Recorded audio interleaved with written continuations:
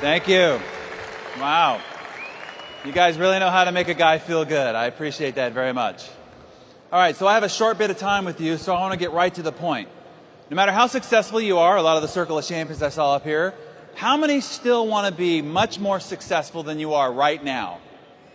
Okay, so I have an important question for you, and that is, why are you not right now more successful than you are? Because let's just be honest with each other. Your current results are really only a fraction of what you're truly capable of achieving. That you are far more talented, you have far more potential than your current reality. Why are you only living up to a fraction of your potential? So I asked that question to our 3 million readers in Success Magazine on stages all over the world. And so I want to clear up the most common answer that I hear to that question of why people are not more successful than they are right now. Because it's a myth about what's limiting their greater potential. So how many people here had a really nice, normal, happy childhood? How many?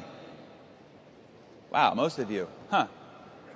Well, good for you, because my childhood sucked. Does that translate? Mierda. Bad. Not good. Okay? My parents divorced when I was 18 months old, and my mother, she didn't want me. So when they divorced, she just handed me over to my father. As a matter of fact, when she first found out from the doctor that she was pregnant with me, her response was anger and disappointment. And so when they decided to split up, she just very easily handed me over to my father. Now, you have to understand that my dad was only 23 years of age when I was born.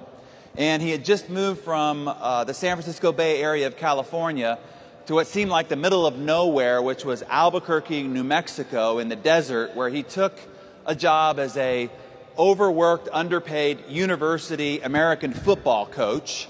And so it was just he and I out there by ourselves, and he really didn't know what to do with me. As a matter of fact, this was his parenting strategy after I was born. He would just shove me in the corner of a couch, barricade me with pillows, and then put headphones on my head to try to keep me quiet. If you see the stunned look I had on my face, I had that most of my childhood. And you learn very early on, being under the parenting of my father, that you just kind of had to fend for yourself really early in life.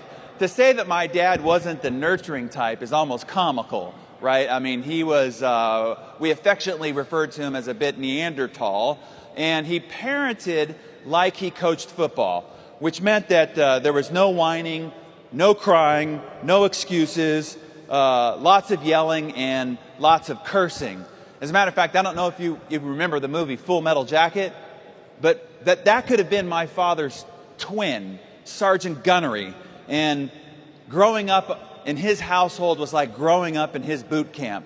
And my father, he was infamous for one of his coaching philosophies, and that was no matter how hurt a player got on the field, they were not allowed to come out of the game. So one time in the middle of this American football match, this linebacker just gets smashed in the middle of the field. I mean, just devastated. And he wobbles to the sideline and he begs my dad to take him out of the game. And my dad grabs him by the face mask, clenched teeth, spitting through it. And he says, "Not unless you're showing bone." And he pulled back his shoulder pad, and out from his neck skin was sticking his collarbone. So anytime I got really sick and I begged my dad to stay home from school, he'd yell from the other side of the house, what? "Not unless you're showing bone." Exactly. And I had to drag my sorry butt out to school. And so when I was age 4, he married my stepmonster. I don't know if that was going to translate, but I did not mispronounce that. And they went on to have 2 other children. And because in her eyes I was of the other woman, she didn't like me very much. And she did everything she possibly could to try to ostracize me from the family. So I really was what is called a redheaded stepchild. And you can also see that my father cut my hair, which I think I suffer more emotional trauma from than anything else.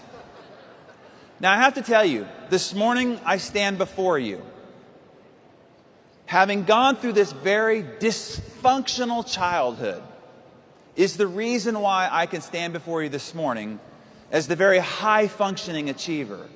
And the reason is this: because I had to get over these issues of abandonment, is the reason why I am vigorously self-reliant. Because I grew up under a football coach for a father, is the reason why I am so driven and ambitious. Because you had to achieve to get any love or any attention from my father is also the reason why I am so goal-oriented and persistent. You see, a lot of people look at their past as wounds that they need to heal from, when in actuality, these are muscles that you developed that allow you to do the extraordinary things that ordinary people just can't do.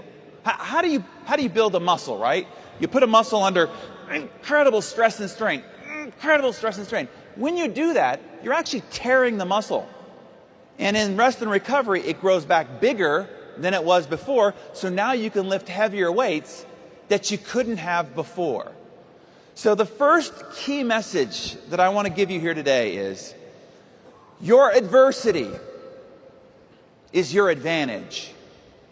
And that your past, whether you had a terrible childhood or whether you've suffered from some difficult experiences in life, you should cherish those as your advantage, because that was the training that gave you the muscle development to go do extraordinary things that ordinary people just can't do. So what I'm here to talk to you about is how to ignite the principles of the compound effect. How many people have read the book, The Compound Effect? Okay. So what I want to do is to try to help you ignite those principles, okay? To pull them out of the book, lay them before you, and give you a roadmap about how you can accomplish any goal that you have set for yourself. So we can take all the wonderful things that you learned this whole weekend, all the great aspirations, goals, and desires you've got, and then give you a plan so that you can achieve anything that you can conceive. So the question I'm asked a lot is why did I sit down to write this book? And when we took over Success Magazine and put it back on newsstand in 2008, I was looking at the culture around us and society and trying to figure out what's stopping people from being more successful. Why do people who have a sincere, passionate interest to learn what it takes to be successful, why are they not finding success? And the reason is this: we are constantly bombarded with an ever-increasingly sensational marketing gimmickry with claims about how you can get rich, get fit, get younger, get sexier, all overnight with very little effort for only 3 easy payments of $39.95. And these commercial marketing gimmicks are taking people who really want to learn. I want to provide more for my family. I want to send my children to the great universities. I want to provide for a future for my parents. And they're pursuing these answers, and they're constantly being derailed and distracted, tricked, fooled, bamboozled. And so I decided I just wanted to clear the clutter, bring us back to the truth, demystify what it really takes to be successful. And so that's the reason why we sat down to create, let's just get back to the very foundation in which all success is built on top of. And here's the reality. There is no silver bullet. There's no magic pill. And for God's sakes, people, there's no freaking secret that's been buried for 2,000 years by some covert society that's only been unearthed recently for worldwide revelation. So now you could just sit on your couch and imagine checks coming into your mailbox.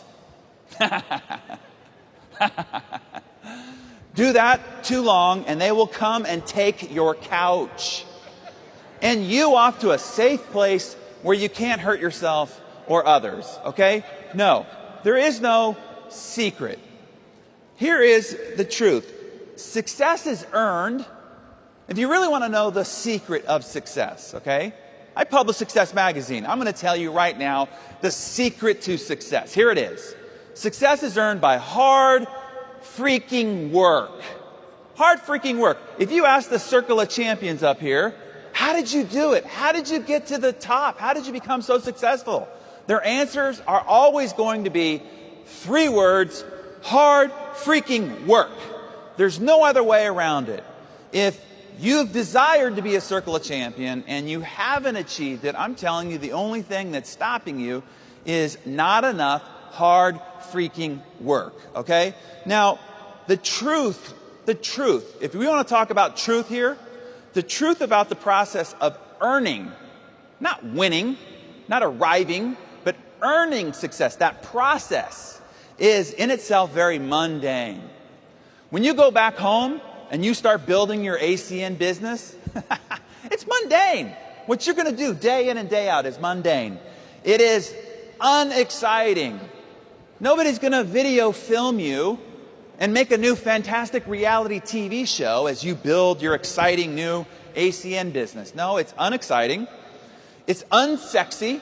No matter what the magazine articles look like, it's unsexy. The process is frustrating. And sometimes it's even gut-stomping, heart-crushingly defeating. But hey, that doesn't make for interesting books or exciting infomercials or riveting movies. So instead, we're paraded around with all these other visions of what it takes to be successful. But those are just shiny objects and not the truth. So I want you to truly, today, stop it. Stop looking for the quick fix for success, happiness, and wealth. There's no shortcut. There's no cliff notes. There's no quick fix. You are going to walk through a minefield day in and day out of hard freaking work. Because success is earned one day at a time. Every day you lift your head up off the pillow. You're going to decide whether that day you are a success or whether you are a failure. You're either moving forward or you're falling behind. One step at a time. Every step you take away from the bed as you walk through your day, you are either going in the direction of success or you're going in the direction of failure. It is one decision at a time. All day we're presented with hundreds of decisions. And every one of those decisions is like a chisel mark on a marble on a slab of marble. And at the end of the day, you're either going to end up with the David or you're going to end up with a pile of rubble, depending upon the decisions you've made throughout the day. It is one phone call at a time. You know, the phone call you didn't want to make, the one that makes you a little nervous, makes your palms sweaty. Every one of those phone calls is determining whether you will be a success. One meeting at a time. Remember, Donald Trump said yesterday, the meeting he didn't want to go to, that one meeting changed his entire future. Every single meeting you decide to or decide not to go to determines your future. And in the end, you can never own success.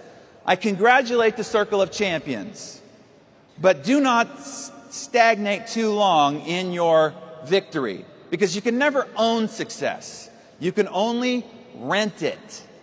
And the rent is due every single day. Circle of Champions, tomorrow you better get up and get after it all over again. So it's never in totality.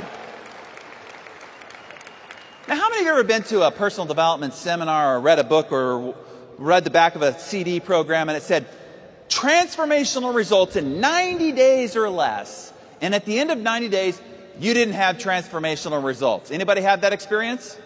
Yeah, me too. Well, what's wrong? What happened? Well, here's the reality. It is not what you know that determines the results in your life. See, that is a myth. Knowledge is not power. It is the potential of power, but it is not power in and of itself. Power is only created in what you do with what you know. Look, there are a lot of really smart people who are geniuses, who are broke, because knowledge is not something you can take to the bank. It is only action that produces results. In America, we've got this statistic. 44% of doctors who tell you how poor eating and lack of exercise will kill you, and these people, 44% of them are overweight. Or as the philosopher Morpheus said, there's a difference between knowing the path and walking the path. So as I give you this morning, I'm going to reveal to you the fundamental keys to success. When I give them to you, I don't want you to say inside your head, oh, I already know that. Instead, I want you to ask yourself 3 questions. Number 1 is, are you doing that? Because you might know it, and you've known it for a long time, but are you doing it? And the second question is, maybe you're doing it, but have you mastered it? In other words, is there still something in which you can level yourself up to get better at it so that now that might ignite the results in your life?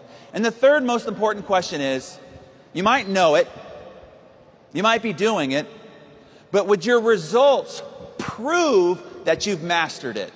In other words, would your waistline prove that you've mastered these principles? Would your business prove that you've mastered these principles? If we called your spouse and asked them, have they indeed mastered these principles of success? And if you're saying to yourself, well, just don't call my spouse, you see, there's still something here yet to learn. Because as Samuel Johnson said, people need to be reminded more often than they need to be instructed. So even if I just take some of the things you already know in the back of your mind, bring them to the front of your mind, clear all the rest of the clutter out, and make it clear, step by step, exactly what you've got to do, now maybe what you know applied can ignite the results that you've always been capable of achieving, but got too distracted and were too inconsistent to follow through with. So that's what we're going to do here. I want to give you the operating system underneath which all success is built on top of. It's kind of like this. You could take the world's greatest software, designed by the greatest engineers in the world, tens of millions of dollars invested in it. And if you take that software and you install it on a computer that has a faulty operating system, what happens? It's buggy, it crashes, doesn't operate to its potential. Now the user might make the mistake of thinking, oh, I know what happened. It's that terrible software. The software's the problem. No. It was the operating system that was the problem. So this is what happens. People go to a seminar, they read a book, they listen to a CD program, and then it doesn't work. It's buggy, it crashes. And they make the mistake of going, oh, that book, that seminar didn't work. No. It was just installed on a crappy operating system, and that's why it was buggy and it crashed and it didn't operate to its potential.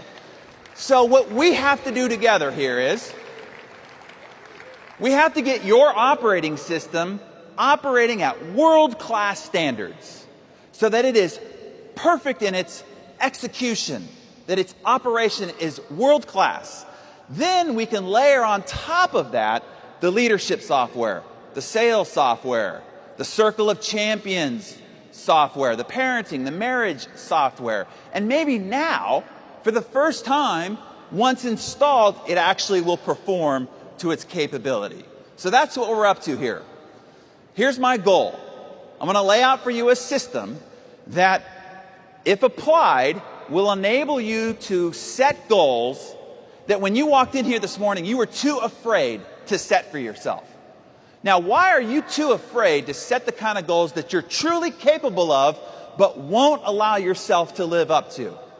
And I think it's because you can't see how it's possible. It just seems silly. It seems too fantastical.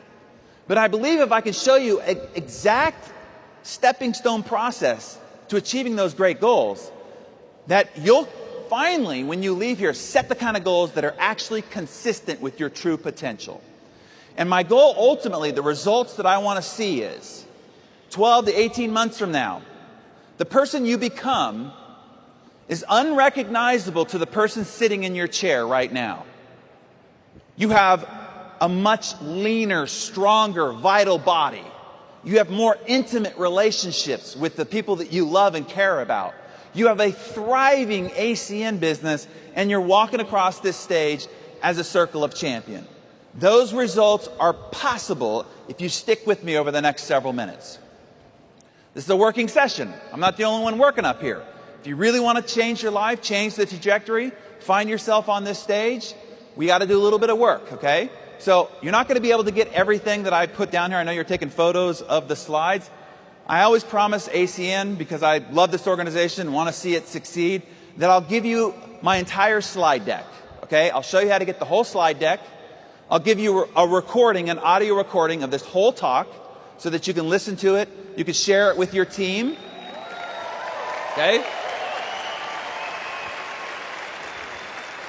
I only ask that you do not publish it publicly, okay? This is just for you, just for ACN, just for you and your team. So I'll show you how to do that in a second here. What we're going to do is we're going to rewire the lines of code in your operating system. Between you and any goal that you've got is this operating system. So line by line, we're going to rewire your operating system. So what is the root control factor? If we were to boil everything down to the most core controlling factor to all the results in your life, what does it come down to? Because here's what happens. We all come into this world exactly the same. Naked, scared, and ignorant, right? I mean, some of us a little uglier than others, but basically all the same. Naked, scared, and ignorant. And then after that grand entrance, your life is controlled by one factor. There's only one thing that will determine whether at the end of a life you end up living here or whether you end up living here. There's only one thing that determines whether you end up driving this or whether you end up driving this. One controlling factor determines whether at the end of a long life you end up lonely, despondent, and broke, or you end up in a marriage of 50 plus years of incredible intimacy and great bliss. Only one thing will determine whether you get to send your children to the greatest universities in the world, or no matter what it is that they qualified for, they can't go because you can't afford it. Only one thing will determine whether you get to donate to your charity to your greatest heart's content, whether you get to travel the world in fantastic luxury. Did you all see the movie City Slickers? Curly said, it all comes down to one thing. Your whole life comes down to one thing. What's the one thing? Choices. Circle of champion answer right up front. It all comes down to choices. Right now, as you sit there in your chair, right now, your whole life is nothing but the accumulated compound effect of the choices you've made up to this moment. Right now, your waistline is nothing but the accumulated compound effect of the choices you've made up to this moment. The size of your business, your bank account, the intimacy of the relationships in your life are all just an outcome of the compounded choices you've made up to this point. So if we're going to change the trajectory of your life starting today, starting right now, we've got to go to where the control factor of it all begins, and it all begins with choices. Choices is the first line of code in rewiring your operating system. So let's do it. What choices? Because we're presented with hundreds of choices all day throughout the day. What choices matter the most? Anybody here ever been bitten by an elephant? Well, what about mosquitoes? Anybody ever been bitten by a mosquito? Bill Gates says this is the most deadly animal on the planet for the human species. And it's also one of the smallest. See, nature provides clues. It's the little things in life that will bite you and kill you. So is it true about your choices. When you take a look at the 7 billion people on the planet, a question I'm asked a lot is, we only get to pick 12 people to be on the cover of Success magazine out of 7 billion.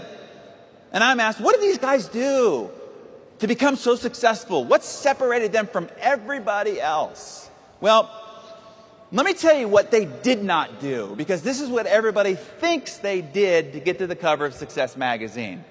Success is not a result of some heroic feats. Nobody you see on the cover of Success Magazine did anything heroic. It is not because of some grand act of bravery. You know, you do not leap and hope that the net appears. Don't do that. That ends in calamity.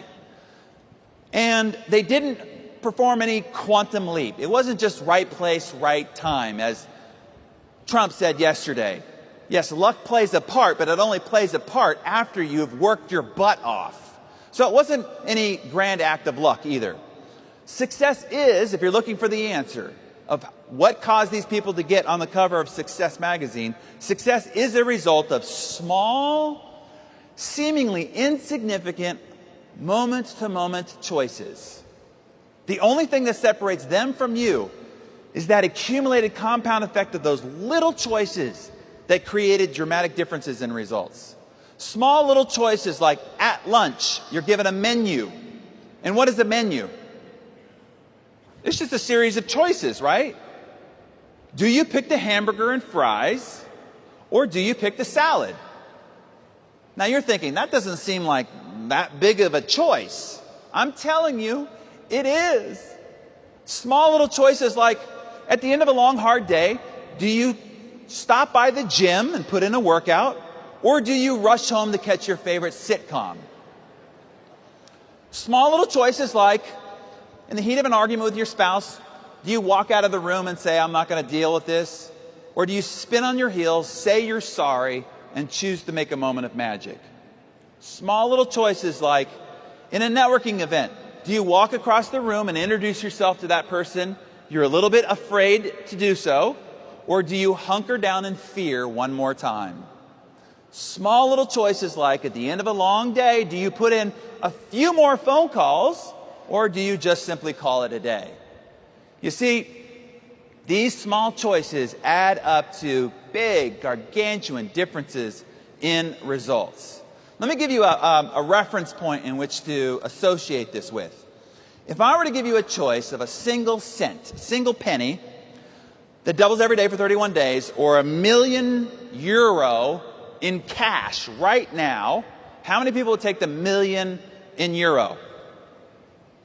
Okay, tough crowd. All right. Let me sweeten the offer here a little bit. A single cent that doubles every day for 31 days, or €2,000,000 cash right here today. How many people take the 2 million in euro? Okay, a couple more converts. All right, last offer, okay? Penny that doubles every day for 31 days, or 3 million in euro right now, right here today. How many people take the 3 million in euro? Okay. Well, let's say that you were paying attention and you said, small things add up to big results. I better pick the small thing. There's a clue there. And let's say that you pick the penny, okay? But your neighbor at home picked the 3 million euro in cash. So now we're going to start proceeding in life. We get 5 days down the road, and your measly penny is worth 16 cents, okay? While your neighbor has $3 million in cash, and you can hear the parties going on next door, right? When you get 10 days down the road, your penny has become €5.12. Not enough for a Happy Meal at McDonald's, right? But your neighbor is drinking champagne, eating caviar, having Robin Leach over for dinner, right? Now, we get 20 days down the road and your penny is still €5,242, and they've got $3 million in cash, €3 million in cash, and partying like a rock star. It's not until we get to day 31 that we see the dramatic outcome of this compounding penny, where your penny is turned into 10,737,000 against their paltry 3 million. Now, what you need to know about this is the reason why Einstein called compound interest the eighth wonder of the world. Because the math between day 1 and day 2 is exactly the same math between day 30 and day 31. Nothing's different. You just see the compound effect of it. And this is why I'm telling you right now this morning, compound choices are the eighth wonder of the success world. Because the same choice you make between day 1 and day 2 is exactly the same simple, small, easy choice at day 30 to day 31. But the outcome of those choices are dramatically different. Let me give you a for instance. Let's take 3 friends. Let's say they all start off exactly the same. 3 ACN representatives are starting off exactly the same. But Scott decides he's going to try some of these things that he learns here this morning. And here's what Scott's going to do. Instead of getting up every morning and reading the newspaper and seeing all the corruption, wars, and crimes and scandals that are happening in the world, he's going to get up and read 10 pages of a nice, good book, something positive, something about success and achievement. Just 10 pages. On the way to the office, instead of listening to the radio and hearing more wars, gossip, and conversations about other people, he's going to put in one of those CDs, something positive, something instructional. He's going to cut 125 calories out of his diet. Okay, that's a half a candy bar or small bowl of cereal, meaning he's not going to go on any rash diet. He's going to drink 2 bottles of water a day. He's going to park at the back of the parking lot and walk into the office. He's going to make a few more calls before calling it a day. And he's finally going to make that date night with his wife a priority. Okay? That's all Scott's going to do. Now, Larry's just going to keep being Larry and doing exactly what Larry's always done all his life. Brad, and I hope there's no Brads like this in the room, but here's all Brad's going to do. He's going to start making a few poor choices, meaning he's going to munch on a little junk food at the office. You know, like a half a handful of chocolate-covered peanut M&Ms. That's it. He's going to miss a couple of workouts a week. He's going to drink more Diet Coke than water. Not good. He's going to move around a little less because he's sitting behind a computer all day. He's going to skip a prospecting call or 2. And he's going to give the cold shoulder to the spouse a couple of times throughout the week. No big deal. Nothing dramatic, right? This is not going to be a Jerry Springer episode. Just a cold shoulder every once in a while. So now, if we take these 3 friends and these 3 different behaviors and we chart it out, 5 months down the road, these 3 friends look exactly the same. 10 months down the road, exactly the same. So now Scott's thinking, what's going on? I'm getting up every morning and reading this book, and I'm listening to these CDs, and I'm doing this date night thing with my wife every week. And my buddies are just sloughing off, and we have exactly the same results. You can see why people get frustrated and start giving up because they think it's not working. But let's just say he proceeds a little bit further. 20 months down the road, slight differences, right? Brad's starting to feel it in the belt a little bit, right? You really can't tell, but he can feel it in the belt. At the office, tension and anxiety start to set in. At home, apathy. Now, the neighbors and friends, they don't really see it, but it started to set in. It's not until 27 months later that the differences between these 3 friends are dramatic. Let me show you.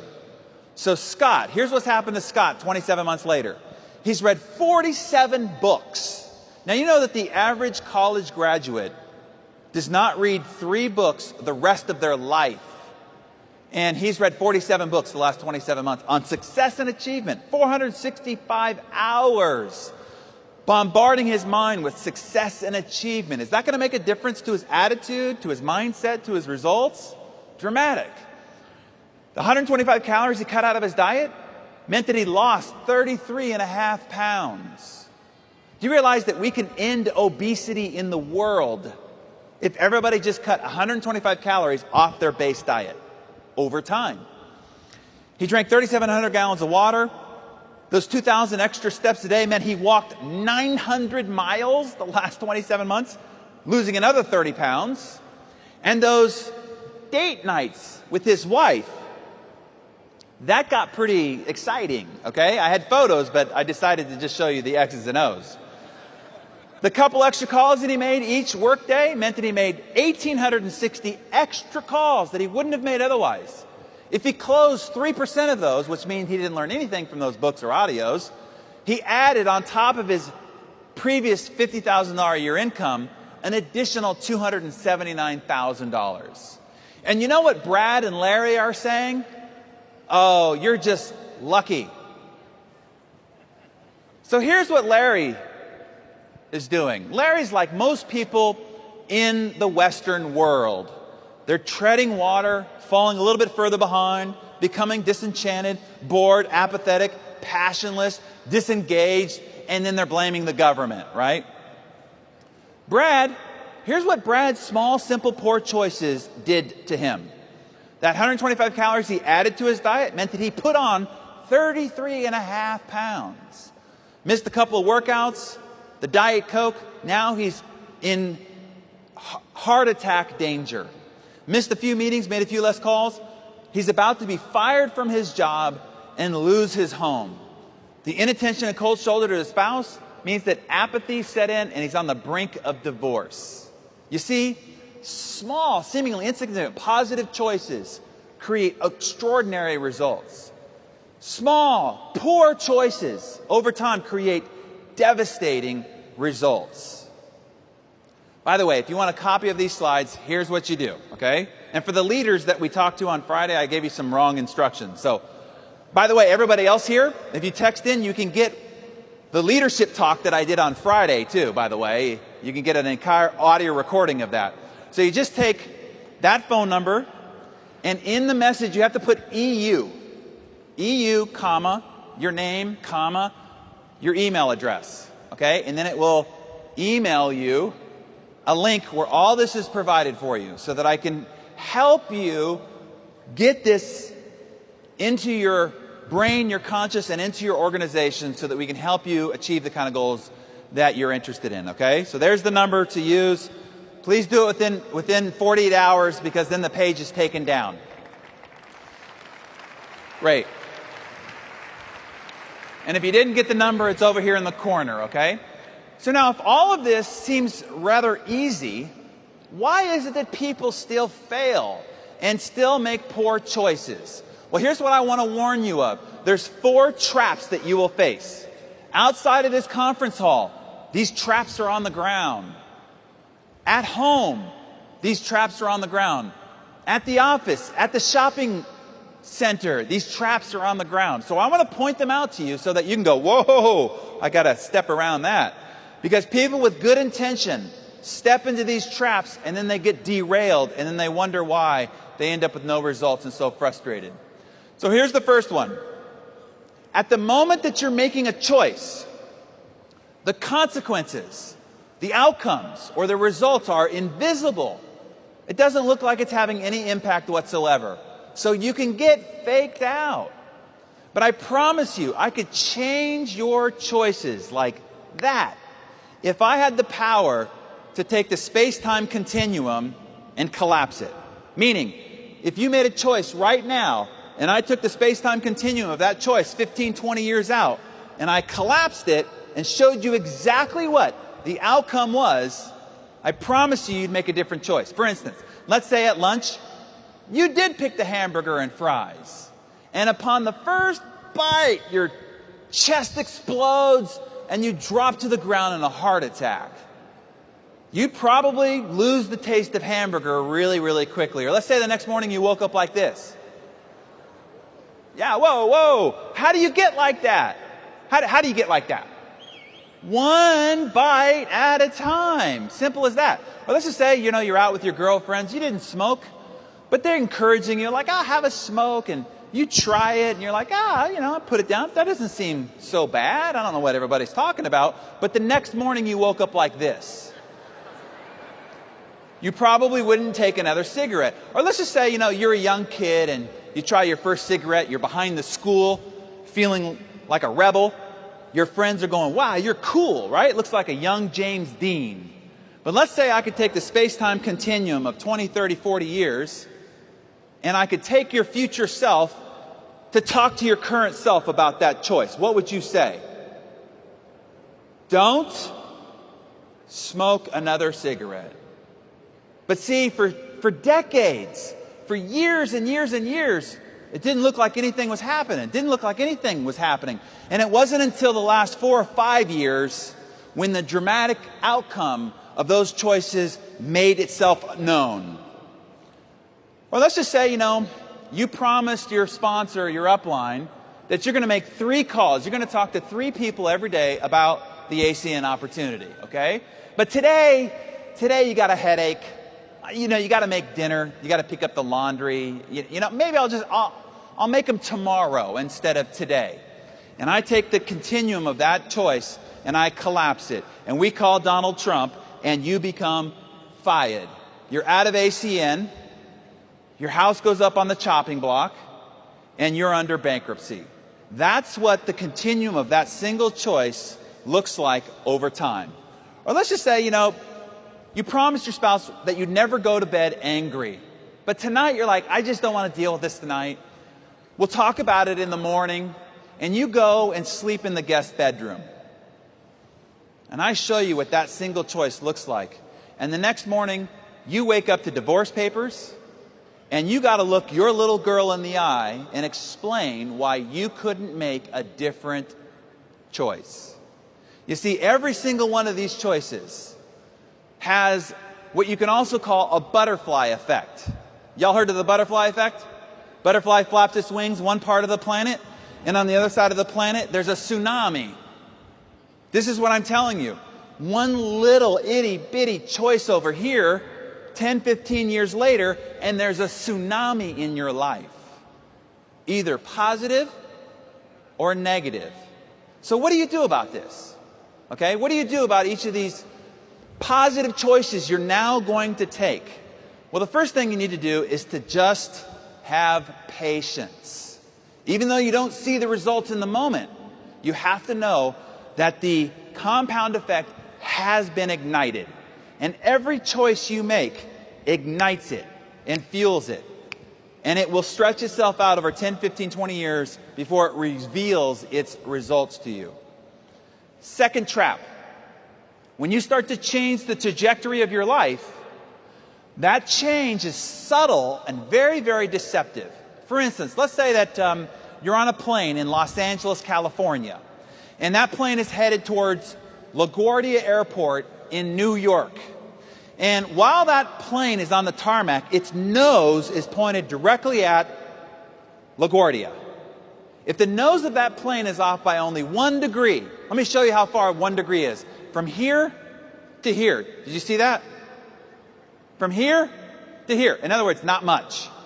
By the time that plane, 1 degree off, flies across the United States, it'll be 150 miles or 240 kilometers off its intended target.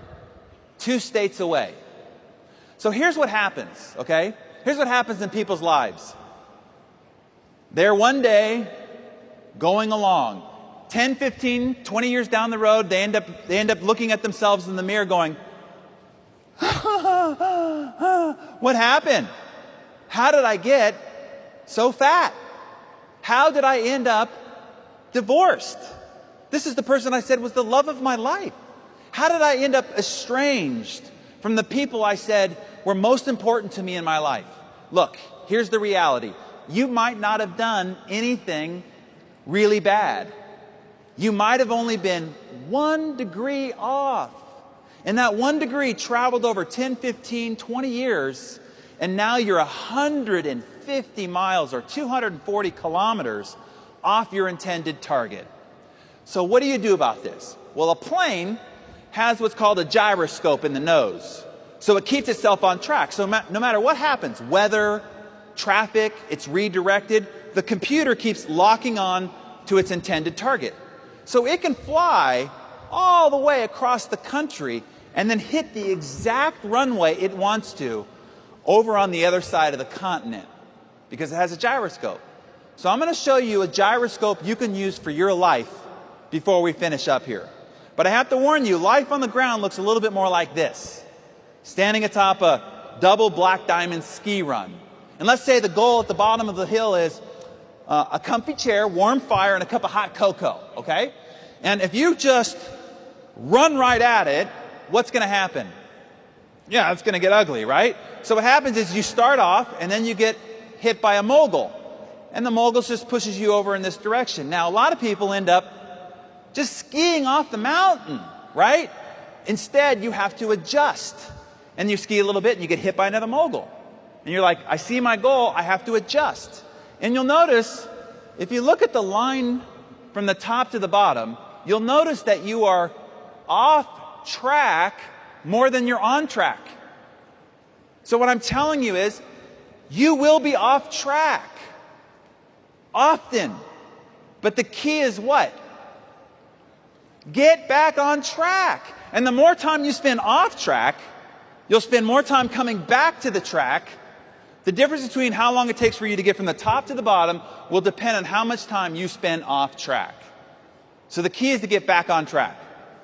Here's the third trap: immediate gratification. And as a Western civilization, we are addicted to immediate gratification.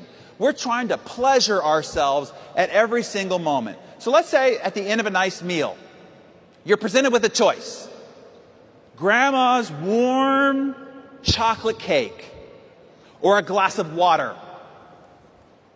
What are you going to choose? Well, what do you get if you choose the chocolate cake? Joy. You get joy. You get like this oral sensation of epic proportion. That's what you get. What do you get if you choose the glass of water? Nothing. Bupkis. Does that translate? Nada. Right here, this is the biggest problem you will have in making good choices. Because if you make a poor choice, you're rewarded. If you make a good choice, you get nothing. And that is hard for our emotional and psychological selves to take. And we come by this addiction to pleasuring ourselves very early in life. So what you're doing all day is you're walking through this minefield of solicitations on your immediate gratification. And your ability to have self-control and to withstand these solicitations is going to come down to a couple of factors. This is the great paradox that you have to understand. What gives you short-term pain? Having the glass of water, making the call you don't want to go to, going to the meeting you didn't want to go to, creates long-term pleasure. On the other side of this, what creates short-term pain, going to the gym, saying you're sorry, creates long-term pleasure. Now, my mentor, Jim Rohn, put it this way. He said, in life, you will suffer one of two pains. And right there is great wisdom. When he said, in life, you will what?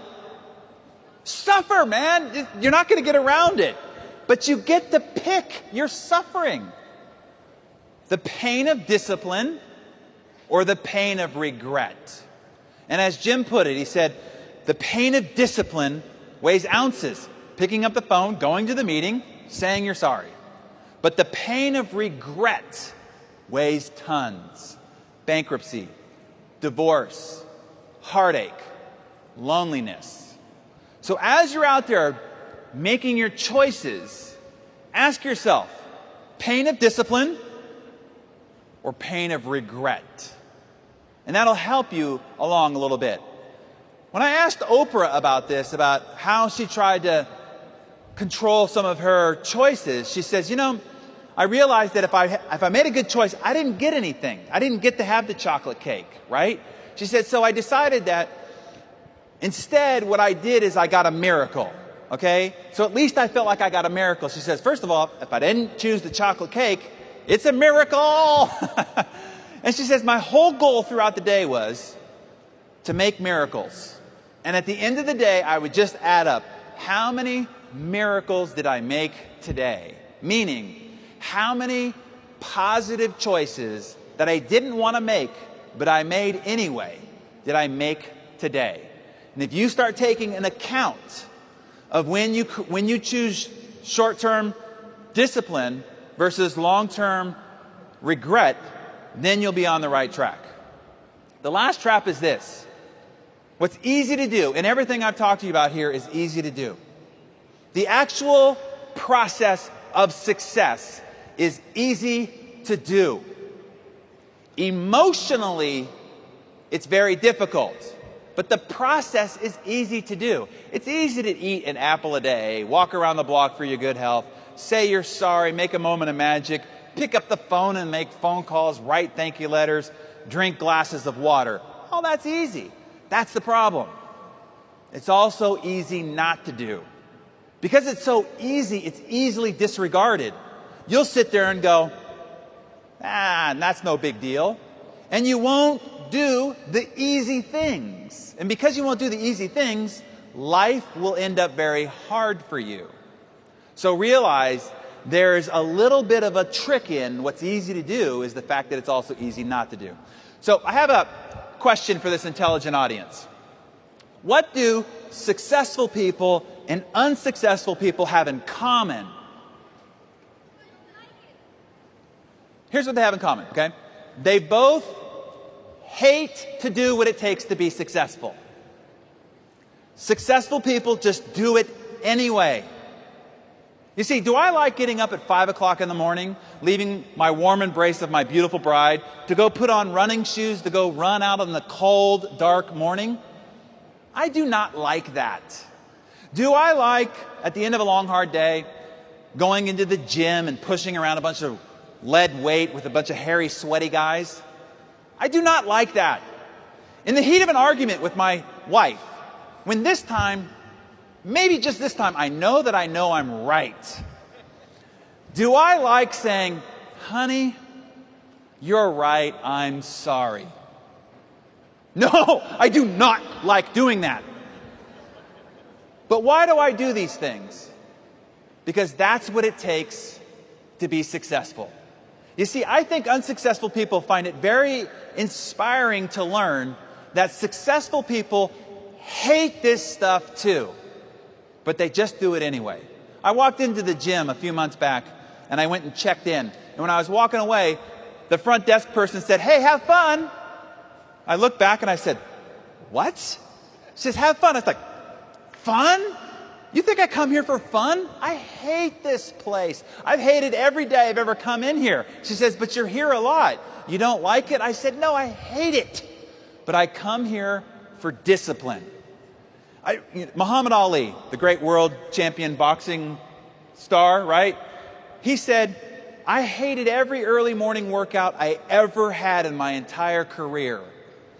But I loved being world champion." You see, you don't have to like making prospecting calls. You don't have to like coming to the meeting. You don't have to like sitting here in the front row and agreeing with the speaker so that you're setting the example for everybody else. You don't have to like any of it. But you have to do it anyway. And when you do, you will separate yourself from everyone else. So get over the fact that you need to like it, okay? So, what follows choices? If we've got choices locked down, okay, I'm going to start making new choices. What has to happen after that? What has to happen after that is you got to get your butt off the couch, go out the front door, and make something happen. Behavior or action has to follow choices. So behavior, what you do with your choice, is the next line of code in the operating system. Here's the biggest problem about your choices. 95% of the choices you make are unconscious. You're not even making a choice about it. You're literally sleepwalking through your day. Most of our behavior that we've developed over time is unconscious to us. And so the first thing we need to do, I'll give you an example. Remember when you first learned to drive and you're trying to figure it out and you're like, okay, I have to put my hands at 10 o'clock and 2 o'clock and I got to look over my left indicator, my right mirror, the back mirror, this leg's got to do this leg's got to do this, and this hand's got to do this, and you got to do all these things simultaneously. You're like, I'll never learn how to drive, right? All you could do is think about all these things that had to happen simultaneously. Well, what about today? Today you can drive, have a conversation, eat, apply your makeup, God forbid, use your phone, right? Have you ever been driving down the freeway, highway that you've got here, and then all of a sudden you look up and you go, oh my God, I'm like 3 exits past where I was supposed to get off. You ever had that experience? You know what happened there? For the last 3 miles, You've been driving at 70 miles an hour, or however kilometers it is an hour, completely brain dead, unconscious entirely as you were driving your car down the road. See, you don't have to think about it at all anymore. It has become an unconscious habit pattern. So the first thing that we need to do to change your behavior is we got to bring your awareness back to the behavior that you need to change. So I'll tell you when I first learned this. When I was 20 years of age, I got into the real estate business. And the first year in business, I did really well. And I'm meeting with my CPA, the accountant, to figure out my taxes. And he's pushing all these buttons and the tape's going like this. And he's giggling, laughing, having a good old time while I'm sitting there waiting for his ultimate results. And at the end, he says, "Congratulations, son. You owe over $100,000 in taxes." I said, "I'm only 20 years old, right?" He's like, I don't have $100,000 just lying around. He's like, "Why? You earned several times that. Of course you set aside the money to pay your taxes." And I said, "Does this stupefied look indicate that I've saved the $100,000? And that's when he did a great favor. He pushed himself from his desk. He stood up and he pointed his finger at me and he said, "Son, you've got to stop it. I've seen this 100 times. You keep on this continued behavior and you will dig your financial grave with your own wallet. You've got to get a grip." And then he put his finger on what has become the most powerful personal development tool I've ever discovered. Now you have to know, I've been in the personal development industry for 20 years. I've seen, read, heard, been sent everything there is on the planet. And this is the most powerful. He put his finger on a 50-cent notepad and he slid it across the desk. And he said, "Son, I want you to write down every single penny you spend for the next 30 days. He said, "I don't care if it's $2,000 for a new suit. You buy a pack of gum at the convenience store. You put 50 cents of air in your tires. You buy a round of drinks for your buddies. Everything goes on that notepad." And I said, "Yes, sir." And it wasn't but a week and a half after writing down everything that I was spending and then looking at it and went, "Oh my God, how money had just been pouring out of my pockets without me even knowing it."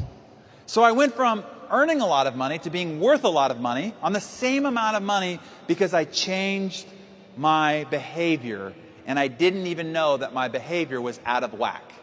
So whatever you want to change, you want to change your diet? Start writing down everything you put into your face. You want to change your fitness? Write down every exercise that you end up doing. You want to change your relationship with your spouse? Figure out what her or his love language is, and every time you do that, write it down. I'm telling you, you'll get an acute idea of exactly how your behavior has been off track and exactly what it takes to get it back on track. So awareness is the first step of change. The second day that changed my life is when I met my mentor, Jim Rohn, 1994, November. I'm in a seminar at the back of the room, and Jim at the front says, "How many people here want to have more?" And I raise my hand. "Yeah, I want to have more. I want to have a bigger business, more money, better relationships. Sure, I want to have more." And I'm thinking, what do I got to do now? Because I was already working 14, 16 hours a day. All I was doing was just grinding away at work. I'm thinking, what do I have to do now? So I'm ready to take notes. Okay, now what? And he says, if you want to have more, you have to become more. And I'd never heard that twist of logic. And he went on to explain. He said, look, success is not something you pursue. Success is not a doing process. He said, what it is that you pursue eludes you. It can be like trying to chase butterflies. It eludes you.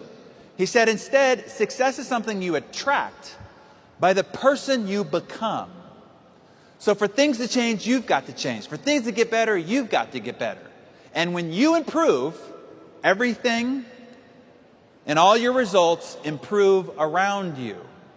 And so I remember when I was 29 years of age, and I'm ready to get married, okay? And so it was a rainy weekend. I was living in Dallas at the time, and I decided I'm just going to take this journal, and I'm just going to write down everything that I want in a woman. Great detail, okay? I mean, kind of food she likes, kind of art she likes, kind of music she likes, kind of place she likes to travel, right? The how she wanted to raise children, down to the texture of her hair, the color of her eyes, everything. I filled out 40 pages of my ideal woman. And I remember reading it going, yeah, that's my woman, right? And then I'm thinking, what do I got to do to get this girl? And then I heard Jim Rohn's voice in the back of my head. He said, what you pursue will elude you. Instead, it's who you have to become. So I started by asking myself two questions. I asked this question. I said, based on the woman that I described on these 40 pages, what kind of a man does she want for herself? And I started to write down all the attributes of what this quality woman would want in a quality man. And then the second question I asked myself is, what is the difference between me and that man? And all the ways that I need to grow and improve in order to become that man attracted to and worthy of this woman. And so I don't really know exactly how this works, okay? Some things are, as Jim would put it, mysteries of the mind. But I'm telling you, as if she were peeled off the pages of my journal. 3 years into our marriage, I found the journal and I had her read it. And she was shocked about how specifically it detailed her. If I had showed it to her at the beginning, she would have ran away scared. But it was specifically detailing her. So now let me translate this for you, okay? What kind of people do you want to recruit into your ACN business? What are those attributes that you're looking for in the ideal representative for your business? It's important to make a list. Who do you want? What attributes? What qualities? What characteristics? Are they passionate? Are they energetic? Are they disciplined? Are they consistent? Are they loyal? Do they have integrity? What are those attributes? Make a long list. And then here's what I want you to do. Ask yourself this. What kind of a sponsor, what kind of a leader would this person be attracted to and want to be in business with? And then ask yourself, based on who I am now, how I walk, talk, dress, show up, where's the gap between me and this person? You'll now know how you need to become in order to attract the kind of people that you truly want in your ACN business. It's as simple as that. It's not a pursuit. It's not a doing. It's a you becoming and being worthy and attractive to the kind of people you want in your business. Now,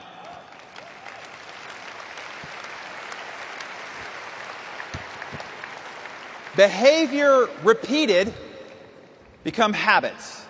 Now I'm telling you, this is the key point. Choices that you start acting on ultimately need to become habits. Your habits will determine your life and lifestyle. If I watch you for a couple of few days and I notice your habits, I can guess your bank account within a few euro.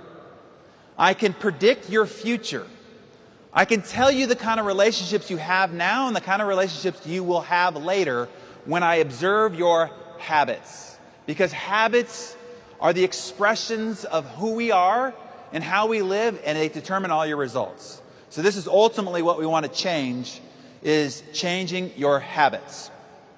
Now, a habit is something, when you repeat a behavior, you develop inside your brain what's called a neurosignature. Or let's just make it less technical. Your brain is like gray matter, totally malleable. Okay? You come into this world with no habits, none. You develop them over time with your repeated behavior. And it develops what's called a brain groove. And once you have that brain groove, once it's deep enough, now you can perform that act without ever having to think about it. That's how you can, 95% of your behavior becomes unconscious. And these habits, they start out like cobwebs and they become thick as cables, as the Spanish proverb says. Now, the hard reality about changing your habits are good habits. Like I have good habits, meaning I have to work out, okay? I don't like it, but I have to do it. Like even here while I've been staying in Barcelona, I've been to the gym 4 times because I have to get this, my body has to feel it exercising. It's a healthy habit, right? Habits are both good as well as bad. Well, good habits, they're hard to create, but easy to lose. You go on a 2-week vacation and don't run or work out, it's going to be really hard to start back up again when you get home. The other side of this equation is bad habits are easy to create and hard to lose. You go on a vacation with a friend who has this particular drink they like, and you start drinking it, and then you come home and you're still drinking it, and all of a sudden you're like, wow, I got this new habit that I never even wanted, and it's hard to break. What happens here is when you try to break one of the neurosignatures in your brain of a bad habit, it's as difficult as if you have substance abuse, drugs and alcohol, that you're trying to go through withdrawals to get over. As physical, emotional, and psychological, it'll be as painful as that. It's kind of like this. Imagine you jumped in a river that was flowing in one direction. You could just jump in and with no effort be carried down the river. But let's say that you decide to go up the river and you turn around and now you're fighting with everything you've got. All your energy's expended and maybe you're only moving a couple of inches.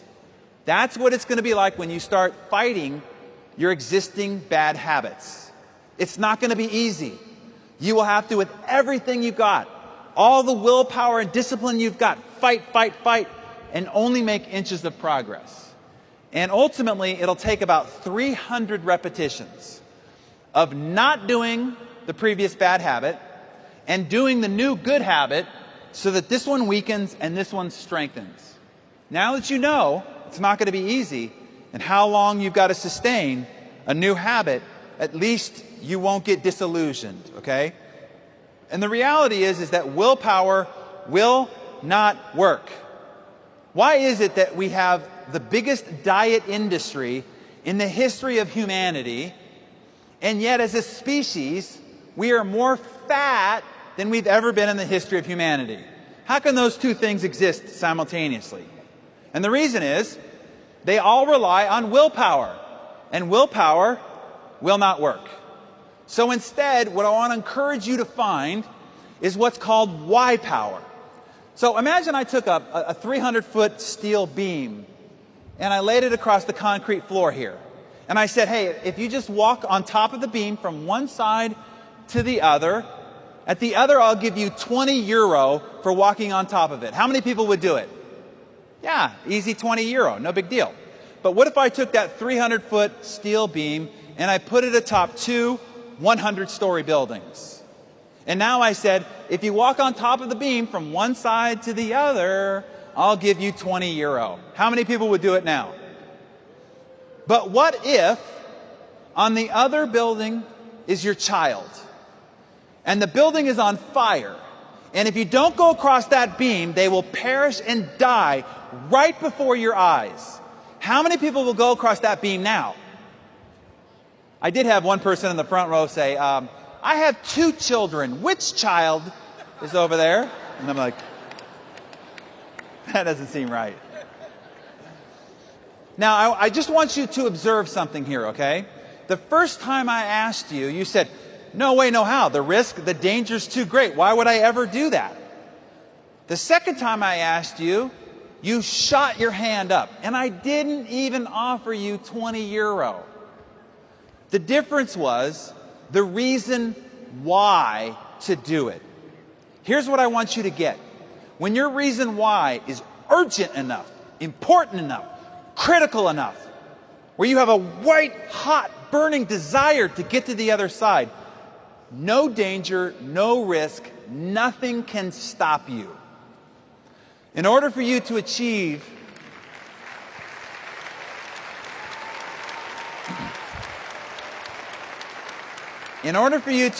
the kind of goals that you're capable of achieving, what's stopping you is you don't have enough reasons that are urgent, powerful, and compelling enough to have you overcome any danger, risk, or fear that you've got to getting there. And you will need this why power to sustain the changing of your habits. So that's the reason why inside the Living Your Best Year Ever, which is the goal achievement system I've used since I was 18 years old, and is responsible for several $1 million of income of learning how to achieve goals. One of the most important things that's covered in there is finding your reason why, discovering it, articulating it, getting clarity on it.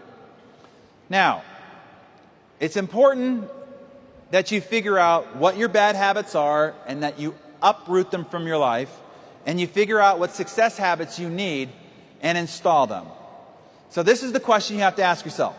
What are the bad habits that are sabotaging my success?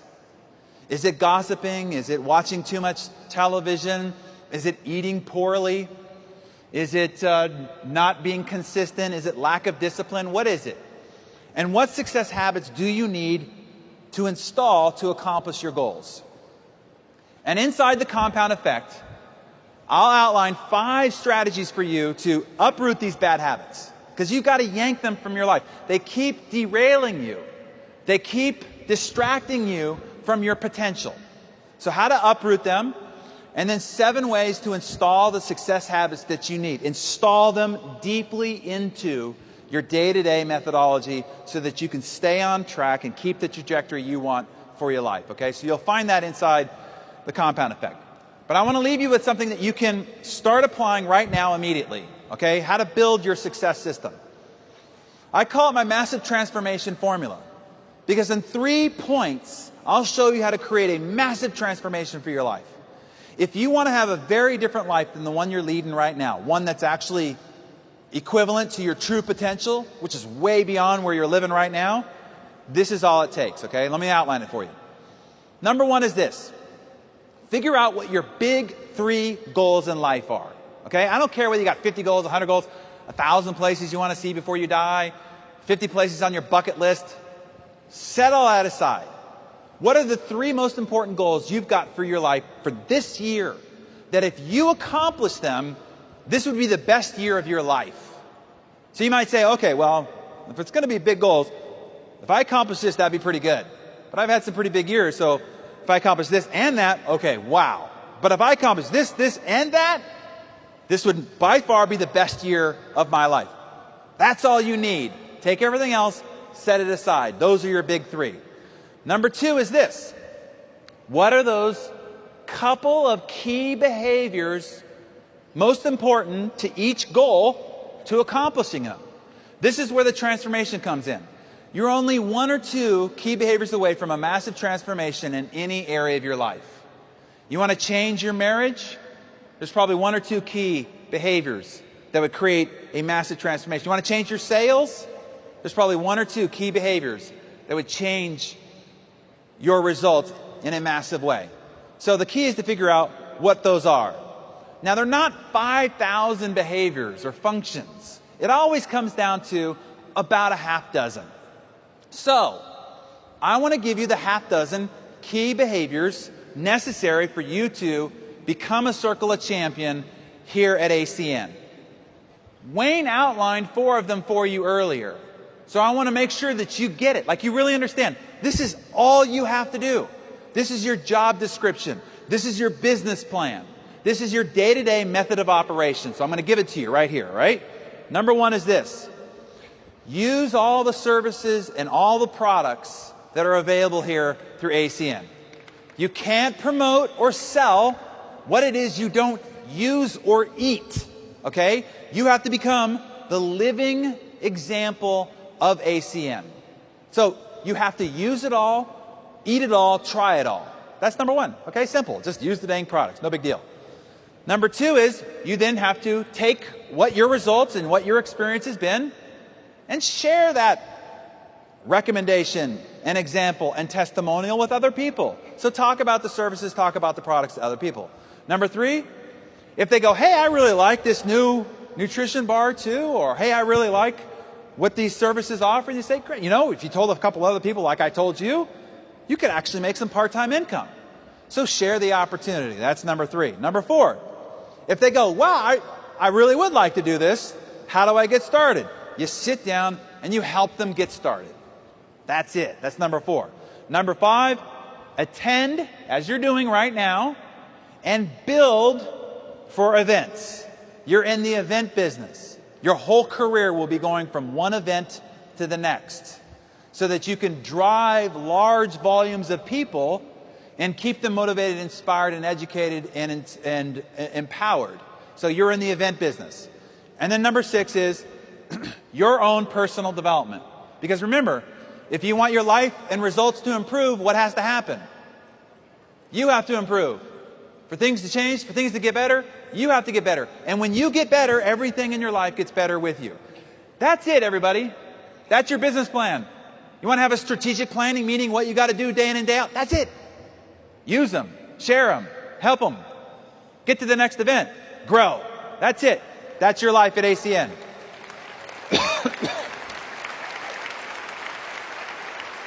So, now that we've identified that, the third is the key.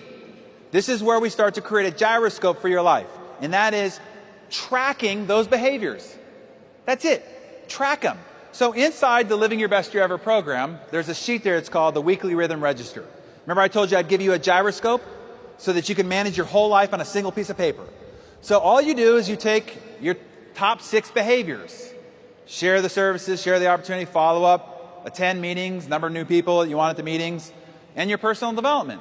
And on Sunday, today, all you do is say, how many times am I going to do each one of these behaviors? That's it. Okay, I'm going to share the services and products with 10 people throughout the week. I'm going to share the opportunity with 5 people. I'm going to follow up with 5 people from last week. I'm going to bring 2 new people to the meeting, and I'm going to do 30 minutes of personal development, 2 times listening, 2 times reading. That's it. Takes you less than 30 seconds to plan out your week. And at the end of each day, you simply just go, check, check, uh-oh, check, uh-oh, check. And at the end of the week, you simply just add it up. Are you on track or off track? And if you're off track, what do? Get back on track. Because see, what happens is people end up drifting. They don't fall off their success plan. They just drift. So as you guys go back to your markets, go back to your homes, you're going to be all excited because this is exciting stuff. What you've learned here, the opportunity you have at your feet, you're going to be all excited. And if you don't continually track your key behaviors, you'll drift. And you'll end up at the next conference and go, why did I not get the results that I wanted? You just didn't do the easy things because they're easy not to do. They're not easy not to do when you are tracking them day in and day out. By the way, I'll give you a blank copy of that rhythm register. You can copy it off as many times as you want, and you can use it for you and your organization, okay? So that'll be with the slides as well. So what's the last line? What's the last line of code to complete your world-class operating system? It really is just about time. The time to compound the consistency of these new choices. Simple as that. But here's the big warning. This is the pitfall. This is what will cause you to fail and blunder more than anything else. At the same time, if you master this skill, you can beat anybody in this room to this stage, to the top of this organization. This is the one attribute that when anybody asks me what I would attribute my success to, this is it. Here's what it is. It's not how fast you start. See, at the start of the race, everybody's there. Right here, when you all go back to your markets, everybody's going to be excited. It really doesn't, it's not going to be about what you do Monday, Tuesday, Wednesday. Now, I encourage you to go after it, but that's not ultimately going to determine where you end up to get to this stage. It's not how fast you start. It's how long you last. Because in the end, you've heard the old fable, the tortoise and the hare, right? Well, the hare is more experienced, the hare is faster, the hare is more skilled, but the tortoise beats it every time because it's relentlessly consistent. And you will win every single time if you just stay the course. Consistency wins every time. Now, I want to give you one last strategy. I get asked all the time after this, is there any way to speed this up a little bit? And the reality is, time has to take its course. But there is one strategy that can accelerate your success, okay? That can get you far beyond the pack, to have you break out from the peloton, so to speak. And here's what it is. I learned it when I first got into real estate. I went to a seminar. It's kind of a theme there. And I was the only guy that asked the lecturer to lunch. And so we went to lunch, and I sat down with him. And I'm only 20 years of age right now, okay? And I'm in the real estate business and just getting started. And I said, tell me what I got to do to be successful. I says, I'm willing to do anything. He says, are you really willing to do anything? I said, I'm willing to do anything. He says, then I'm going to give you the ultimate key to your success. I'm like, I'm ready. He said, go fail. I said, what do you mean go fail? He said, yeah, go fail fast, go fail a lot, and go fail really big. And I thought, man, isn't the whole idea of success avoiding failure? And he said, no, it's quite the opposite. The key to your success is your failure. And then he gave me this quote from Thomas Watson, who used to be the president of IBM, where he said, your key to success is massive failure. Now, don't just hear that as some motivational line. Let that marinate on your brain a little bit. The key to success is massive failure. What if that's true? Now, based on the look on your faces, same look I had on my face, okay? So he explained this to me a little bit. He took a cocktail napkin and he drew out this analogy. He said, look, on one side of the pendulum is joy, love, happiness, and success. The other side is pain, rejection, sadness, and failure.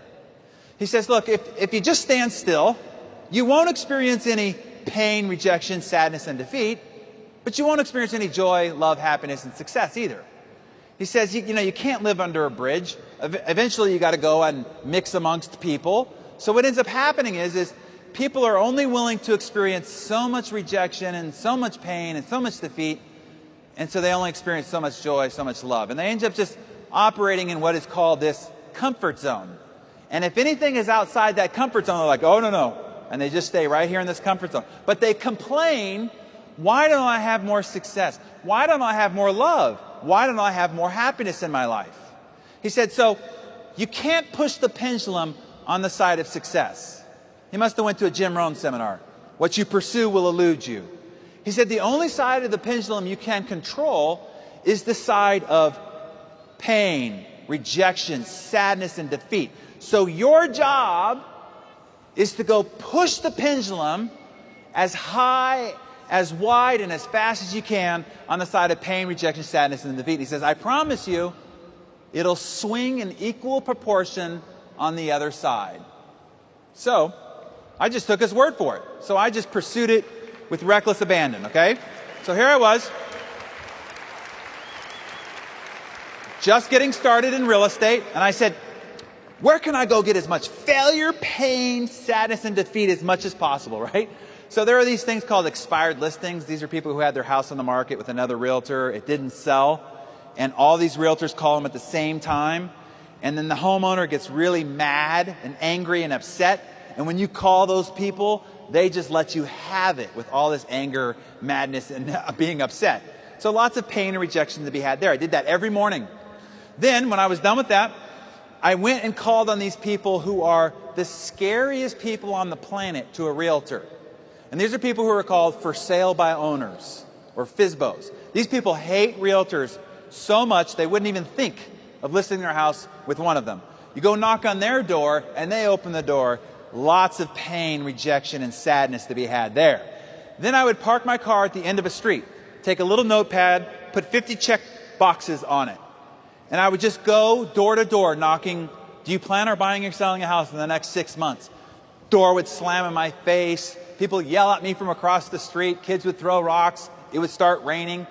Every time somebody rejected me, how did I feel? Happy. One more checkbox from being done. This stuff sucks, right? Then I would go back to my office, and 5 p.m. to 9 p.m. is what I called money time. And that is when I just cold called people on the phone. And it was the perfect time because they were all home having dinner. And people love to be interrupted on the phone when they're having dinner, right? Lots of pain and rejection to be had there. So what happened was, because all day, every day, I was just subjecting myself to constant pain, constant rejection, and constant failure, As he promised, the pendulum swung in equilibrium on the other side. In 90 days, in an office of 44 agents, not knowing anything about the real estate business, I had more new listings and more new escrows than the entire office combined. After the end of the first year, was doing more than the number 2 and number 3 agent in the office, number 1 in the city, number 1 in the county the next year. And it all had to do with this strategy, which was out-failing everybody else around me. Now, even to this day, if I get to the end of the month and I've not had some embarrassing defeat, rejection, or failure, I'm mad at myself. Why? Because I want more success than I have right now. Well, what is the key to that? More failure. So all you cushy, comfy, successful circle of champions, now's the time to push that pendulum even higher and wider. More failure, more defeat, more rejection. I want you to change your mindset about failure, about rejection, about defeat. I want you to learn to love it. I got to the point where I loved failure. I mean, I sought it. Every day I pursued more and more. And the more I got, the more I celebrated it. You see, when you turn fear into fun, fear no longer has a grip on you. Here's what I know about you. Here's what I know.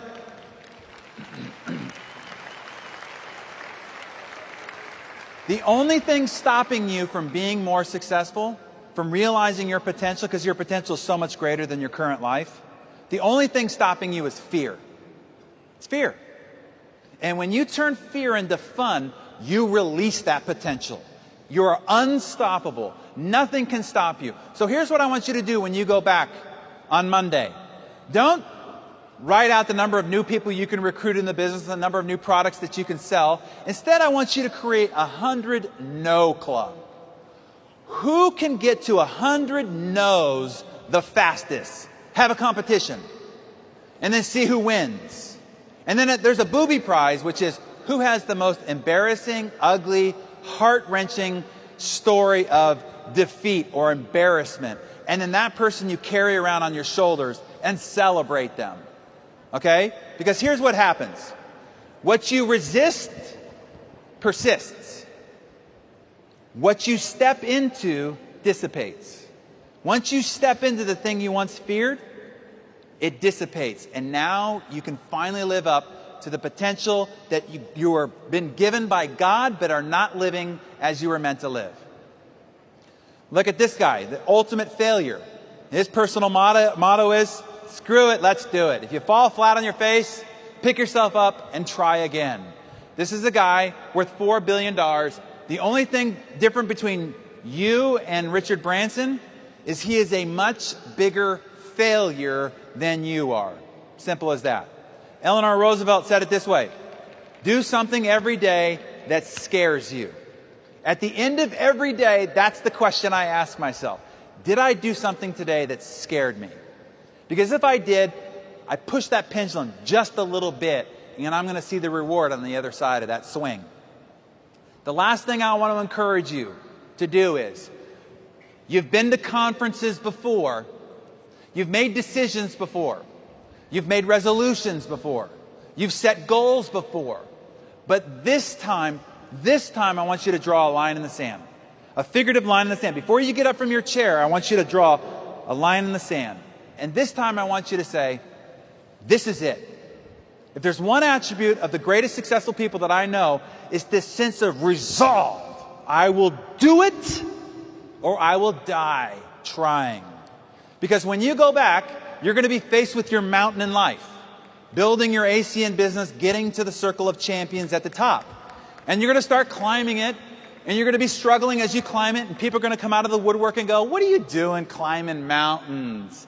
You don't know how to climb mountains. Look, you have a good job. You're lucky to even have a job in this economy. Get off that mountain before you hurt yourself. I'm here to try to protect you. And you're going to have to look them in the eye and go, you see this mountain? This is my mountain. I'm going to the top. You'll climb a little bit further, and people who say they love you and support you, will come out and say, wait a minute. I read a little something about that mountain. I think that mountain's a pyramid, right? That mountain, that's a scammy mountain. Now, I'm trying to protect you. I'm just trying to be your friend here. People on Facebook will come out of the woodwork, and you're going to have to look them in the eye and you say, you see this mountain? I'm going to the top. And then as you start to ascend and you're almost at the summit, this is what cracks me up. People out of the woodwork will go, okay. If you're so intent on climbing mountains, you should climb this mountain because this mountain is better. Our compensation plan is faster. This is the better plan for you. And you're going to have to look each of those people in the eye and say, you see this mountain? This is my mountain. And you're either going to see me waving from the top or laying dead on the side. I am not coming back. With that sense of resolve, nothing can stop you. ACN, I love you. Great to be with you. Thank you, guys.